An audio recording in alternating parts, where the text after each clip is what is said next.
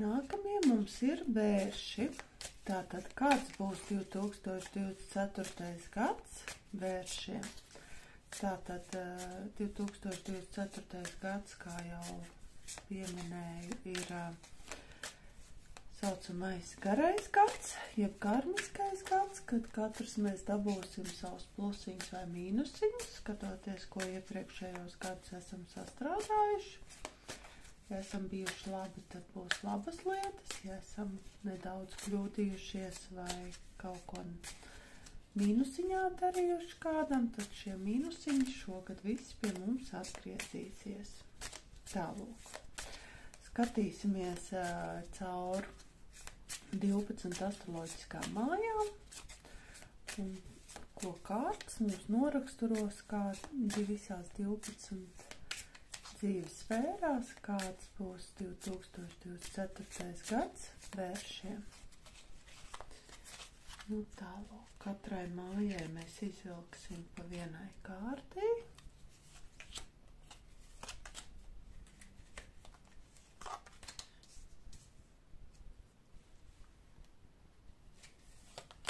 Tad sāksim prognozīti.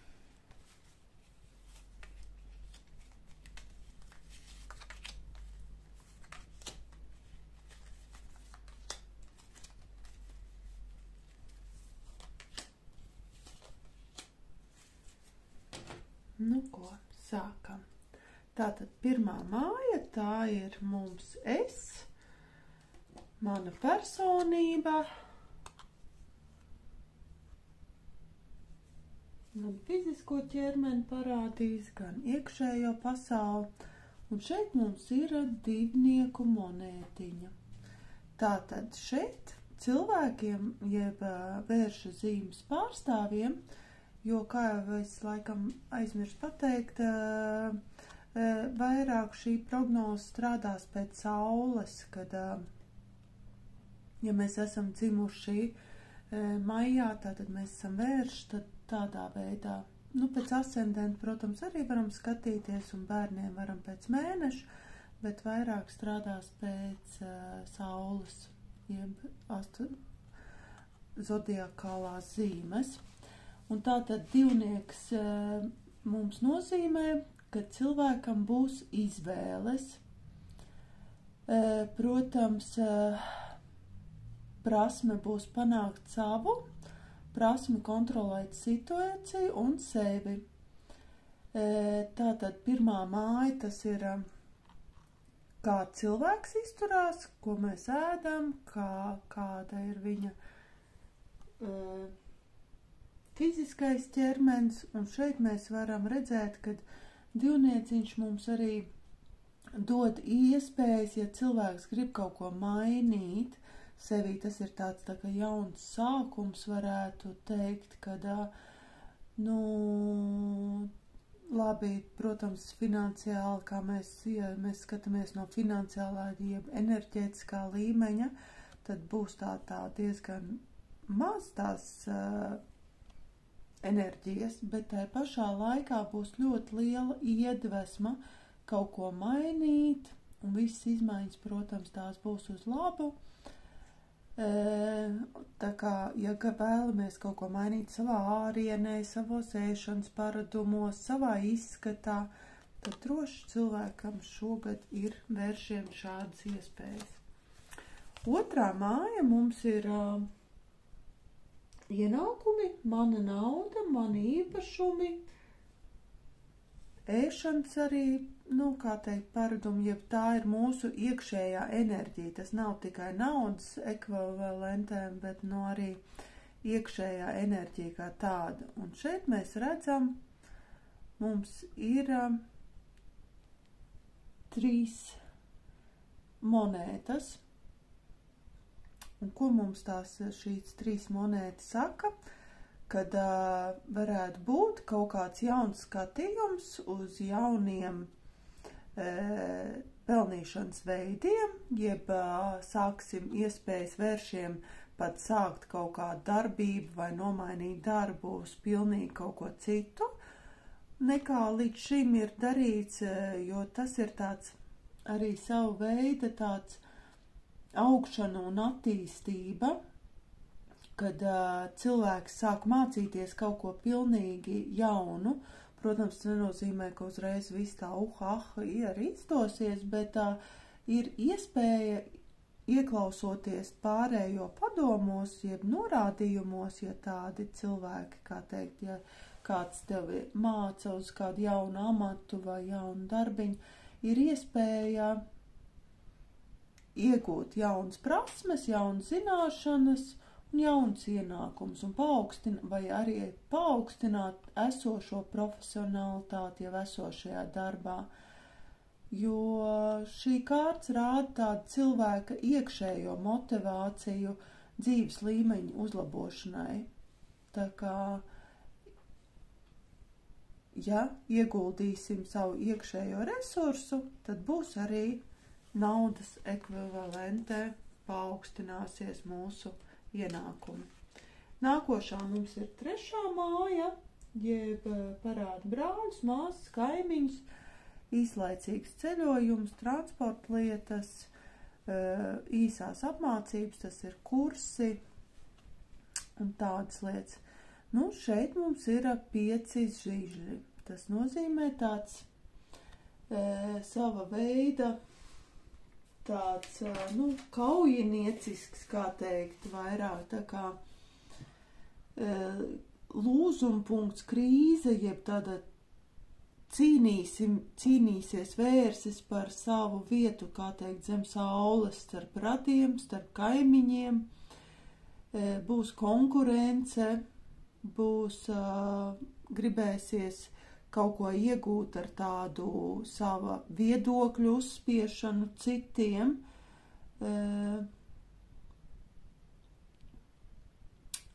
varētu būt tādā, tieksme pēc līderības, gribēsies pastrīdēties gan ar kolēģiem, gan ar brāļiem, māsām, būs, ne jau tādas iespējas, bet būs vēlme tā kā aizstāvēties par katru cenu, kā teikt, izcīnīt savu vietu zem saules, bet ar tādiem asiem, kā teikt, līdzekļiem, gan agresija, tāda agresija gan vārdos, gan arī citiem varbūt darbībās, bet šī kārts tā kā iesaka arī būt nedaudz tādiem, pretīm nākošākiem, kad tieši vajag šos konfliktus mēģināt mierīgi, caur argumentiem, caur vērtējumiem, jā, un savu ego tā kā nedaudz savaldīt. Nākamā mums ir 4. māja. 4. māja mums ir ģimene, dzimta, īpašumi, jeb arī vieta, kur mēs dzīvojam. Un šeit mēs redzam, kad ir 8 monētiņas. Te būs tāda rutīna sava veida, ka jūs redzam, tā kārts arī rāda, ka cilvēks ļoti labi prot to savu darbiņu un vienkārši dara savus tiešos pienākumus. Tas nozīmē, ka cilvēks tā kā mīl savu dzimtu, savu ģimeni, savu dzīves vietu, gribēs kaut ko paremontēt, gribēs kaut ko ieguldīt savu enerģiju, savus ienākumus, savu profesionalitāti un būs apmierināts gan ar ģimeni, gan ar esošo, jau tas, kas viņam ir, neko īpaši negribēs mainīt. Šī kārts viennozīmīgi parāda, ka turēsies pie tām vērtībām, kas šobrīd jau ir. Nākošā kārts mums ir 5. māja. Tas ir romantika, hobiji, bērni, sports, azartspēles, viss, kas iet caur sirdi. Un šeit mums ir imperatore. Tā ir tāda, varētu teikt, tāda stabilitāte, jaunrade, izaugsme, skaistums, veselīgums, starp citu arī auglīgums, tie pāri vai tās ģimenes, kas vēlās ieņemt bērniņus, tad šis varētu būt vēršiem ļoti tāds auglīgs gads, kad viņi gan var sastapt savu mīlestību, ja pretējā dzimumu, un iepazīties ar kādu, gan arī radīt bērnus. Nu jā, ka viss būs tādā stabilitātē, būs arī līdzekļi šīm izklaidēm, bērniem, saviem hobijiem. Nu tāds, kā redzam, imperātori mums ir tāda stabila personība, kas pievelk enerģiju un kas bauda dzīvi. Tātad baudam dzīvi vērši šogad, tā kā arī jūs tāds viens no 5. mājas, tā kā motivācijas ir baudam dzīvi. Nākošā mums ir 6. māja, tā ir mūsu darba māja, veselības māja. Un ko mēs šeit redzam? Šeit mēs redzam zobenu bruņinieku. Un zobenu bruņinieks, tas ir tāds, nu, atkal redzam, ka mums ir baigā enerģija, iet, skriet, jāt uz priekšu, un tas nozīmē, ka būsim tādi savu veidu ne jau darba holiķi, bet kas spēs aizstāvēt savu viedokli, būs pieredze un vēlēsies atkal, kā jau saistam ar šito 2. māju, ja, kas arī saistās tomēr ar darbu un tādām lietām, tad šeit gribēsies ieņemt jaunas virsotnes, sasniegt mērķi, bet ar tādu jau varētu teikt tādu pieredzi. Bet, nu, brīžiem varbūt ir jāpadomā, jo šeit atkal ir Mars, ja, vai mēs to savu pieredzi vai agresiju pārāk kādam neuzspiežam no kolēģiem. Un varbūt brīžiem ir tā kā saucamā janvāra rocene, nepieciešamība nogaidīt kaut kādās situācijās, nevis tā visu, nu, caur asumiem vai, kā teikt, asā veidā, jo šeit ir, nu jā, tā agresija atkal jums izpaudīsies tieši darba lietās. No vienas puses, tā ka jūs varat ieguldīt šo agresiju labāk fiziskā darbā, ja jūsu darbs ir saistīts ar fizisko, bet tā pašā laikā, ja vairāk jūs vadītāji vai kaut kas tāds, tad bišķiņ tā kā, jā, jūs mācēsiet tā kā komandu sev, nu, vest komandu kaujā, bet, nu, vajag skatīties, lai nav pārāk tāds impulsivitāte, agresija, nu, vajag tā bišķiņ, tā kā būs viss iespējas, viss kaut ko mainīt un darīties, bet arī, nu, kad vajag, nu, bišķiņ savākties. Nākamā mums 7. māja, un tā ir saucamā attiecību māja. Tās ir gan laulības, gan partneru attiecības, jo tā ir partneru māja. Un šeit mums izkrīt tā kā 7 kausi. 7 kausi it kā mums atbild par venēriskām, par Venēru, par mīlestību, par attiecībām. Šeit varētu būt tā, ka brīvajiem vēršiem ir, protams, vairākas iespējas vai vairāk partneri, kurus izvēlēties un iemīlēties vai uzsākt attiecības. No vienas puses tas ir labi, no otras puses tas var būt tā, ka mums ir sava veida tādas ilūzijas. Arī, ja, piemēram, ir jau attiecības, tad mums ir tādas tā kā ilūzijas jau uz esošo partneri.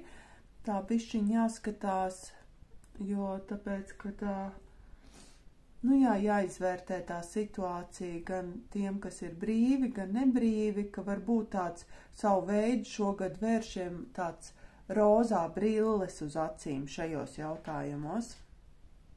Un kad var būt tā kā nespējam savienot realitāti ar sapņiem, nu, savu veidu tāds, nu, kā jau ilūzijas. Un tāpēc esam tādi mīlas lietās, ja partneru attiecībās, nu, tādi bišķiņi tā kā atkal nolaižamies uz zemes un esam reāli. Tā kaut kā, lai nesanāk kad baigi vēlamies uzsākt kaut ko baigi jauno, bet tai pašā laikā nojaucam veco un beigās saprotam, ka nē, tas vecais tomēr ir bijis labāks nekā kaut kas jauns un nezināms. Tālūk, nākamā mums ir 8. māja. Tā cita nauda, citu īpašumi, lielie kredīti un saucamā krīzes, jeb transformācijas māja. Un šeit mums izkrīt 8 kausi. Un ko mēs šeit redzam? Mēs šeit redzam, ka cilvēks tā kā būs tādā, šogad vērš tādā depresīvā stāvoklī, morāli, ja? Jo viņi tā kā būs piekusuši no kaut kādām dzīves situācijām, skatoties, kurā dzīves situācijā katram no jums ir šobrīd kaut kāda sāsinājuma vai problemātiskāk, tad šeit būs tā, ka vērši būs piekusuši. Viņi gribēs vai nu iet sevī, vai vienkārši, neskatīties, varētu teikt, realitātei acīs, jo tā kā no vienas puses tā, un no otras puses atkal ir tā, ka cilvēks būs gatavs atteikties no mazumiņa dēļ kaut kādā lielākām lietām, dēļ izdevīgākām caur. Bet jāskatās, lai nav par daudz šīs emocijas. Varbūt cilvēks šogad vērši pārvērtēs kaut kādu vērtību, savu skalu, un būs tādos savu veidu jaunos dzīves ceļu meklējumos. Viņiem būs nepieciešamība, iekšējā vairāk nepieciešamība sākt kaut ko no jauna, no nulles, vai varbūt vienkārši arī pēkšņas pārmaiņas kaut kādās dzīves sfērās, tā kā nogurums, vilšanās. Bet, jācenšās, jāstrādā ar sevi, ja paši netiekam galā, tad ir jāgriežās pēc konsultācijas, un viss dzīvē nav neatrisināmu situāciju. Nākošā mums ir 9. māja. Reliģija, filozofija, ārzemes, lielie ceļojumi, augstākā izglītība. Un šeit mums ir vecākais arkāns tiesa. Tiesa tā ir mūsu tāda viennozīmīgi transformējošā kārts, jeb saucamais mūsu Plutons. Un šis ir varētu viennozīmīgi nozīmēt, ka būs pārmaiņas dzīvē, jeb tikpat labi kaut kādu garīgo, reliģisko uzskatu pilnīga maiņa, pilnīgi no vienu viedokļu uz kardināli pretējo, bet pašā laikā varbūt arī, piemēram, tā pati bērna piedzimšana, šī kārts arī rāda, ka, piemēram, mēs bijām brīvi, tā kā jauna ģimene un piedzimst bērns, un viss mūsu dzīvē atkal mainās. Vēl šī kārts, protams, parāda arī, ka, to pašu, ka mēs aizbraucam ceļojumos un mainās mūsu kaut kādi uzskati, principi, reliģiskā nostāja, kaut kas tāds varētu būt. Tā kā krasas, šī ir kārts, kas rāda krasas pārmaiņas, transformācijas. Var arī būt kaut kādas situācijas, ka vienkārši viss jāsāk no baltas lapas. Jā. Tas ir atkarībā uz kādu dzīves sfēru, kā teikt, jums šobrīd tā kā vairāk, ne jau klibo, bet ir tā kā pārdomu laiks. Nākošā mums ir 10. māja, tie ir mūsu augstākie sasniegumi, karjera, mūsu profesija, ambīcijas, sociālais un profesionālais status. Un šeit mums ir 3 zīšļi. Tā ir ļoti laba kārts, ka mēs redzam, ka cilvēks lūkojas tālumā un ir tā kā plāno, jeb mērķtiecīgi iet uz kaut kādiem saviem dzīves uzstādījumiem, saviem dzīves tā kā sapņiem varētu teikt, ka cilvēks ir gatavs kaut ko mainīt, attīstīt, viņš cītīgi plāno, novērtē, tā kā kaļ dzīves plānus, un arī šie dzīves plāni varētu, ja jums jau pirms tam bija tā kā kaut kāds plāniņš uz šo jautājumu, tad viennozīmīgi tas ir plānu īstenošanās šajā gadā. Tā ir stabilitāte, ticība nākotnē, stipras partnerattiecības, gan laulības šeit var tikt noslēgts, gan arī darba attiecības tādas stabilas, ka cilvēks arī ir izdarījis izvēles. Jā, tā kā sāk sadarboties vai plānot sadarbu vai uzsākt biznesu kā tādu viens pats vai vairāk tā kā rāda ar kādu, tad šis ir tas gads, kad vērši var šo visu īstenot, jo viņam būs tā kā pozitīvs vismaz sākums un gan jau arī tad turpinājums. Nākošā māja mums ir 11. māja. Tā ir draugi, sapņi, vēlēšanās un tādas lietas, un šeit mums ir tā kā monētu dūzis. Ko lai saku, tas ir tāds maksimums, tas ir tāda iekšējā un materiālā enerģija šogad realizēt savus vispārdrošākos sapņus, idejas, un arī nāks talkā mums šī gadījumā tieši draugi.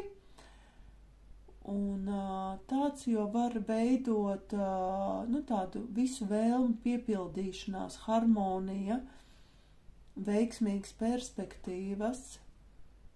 Varētu teikt, ka gandrīz vērši var šogad arī pamēģināt savu laimi loterijā, ka var vienkārši pēkšņi tieši, jo šī ir tieši tā kā naudiskā, tā kā ne naudiskā, bet gan enerģija, fiziskā, gan naudas izteiksmē, tā kā būs pieejama. Tā kā droši vērši. Un 12. māja, tā ir mūsu noslēpuma māja, jeb ierobežojošā māja, lietas, ko mēs neredzam. Un šeit tā diezgan likumsakarīgi, bet arī izkritusi ir 4 zobenu kārts, kad cilvēks, viņš nav miris, bet viņš vienkārši ir tā kā iegājis sevī, jeb atpūtas režīmā, un viņš tieši izvērtē visu, kas viņam jau ir, lai šeit arī Jupīters tā kā būs iespējas un spēki tā kā visu novērtēt, arī saredzēt kaut kādus savus ienaidniekus, kas mums traucē vai kas mūs tā kā mulsina, un tādā veidā, tā kā šī ir tāda, arī savu veidu, ka cilvēks caur sevi sapratīs savas lietas un savu iekšējo pasauli. Un vēl mēs šodien tā kā izliksim vēršiem tieši tādu tā kā gada motivējošo kārti, kas un kā, kas viņiem varētu palīdzēt realizēties, jau attīstīties šogad, kas ir tas, kas viņiem vēl pietrūkst savu vispārdarošāko plānu un dzīves ideju. Šī kārts mums ir tas, kad vēršiem šogad ir jāpaļaujās, kā teikt, vairāk uz augstākiem spēkiem, uz Dievu, jo viss ir Dieva rokās, un kad ir jāuzticās, kā teikt, gan procesu kustībai vai tieši procesu kaut kādai stagnējumam, jo tā kā viss ir augstāko spēku rokās, un kad ir jāsaredz vai tā kā, ka viss notiks tā, kā augstākie spēki ir ieplānojuši, un vienkārši ir jāpaļaujās tādai plūsmai, tādai sajūtām, nevis tā kā skriet, kā teikt, pret vēju, bet vienkārši nogaidot mierā, tādā iekšējā mierā, ārējā mierā, un viss tiks dzīvē sasniegts. Ko vērš, lai jums veicās? Atā!